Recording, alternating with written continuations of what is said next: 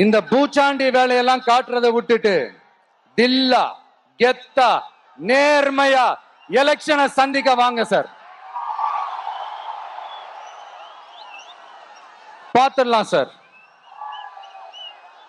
கொள்கைய பேருக்கு மட்டும் வச்சுக்கிட்டு குடும்பத்தை வச்சு தமிழ்நாட்டை கொள்ளையடிக்கிற நீங்களா, இல்ல தமிழ்நாட்டில் இருக்கிற ஒவ்வொரு வீட்டுக்குள்ளேயும் ஒருத்தனா இருக்கிற நானா, இந்த விஜயா? பார்த்துடலாம் சார். இனிமேலும் இந்த தடைகள்லாம் போட்டீங்கன்னா நான் நேரடியா மக்கள்கிட்டயே பர்மிஷன் கேட்டுருவேன். மக்களே நீங்க சொல்லுங்க, நான் உங்களை பார்க்க வரக்கூடாதா?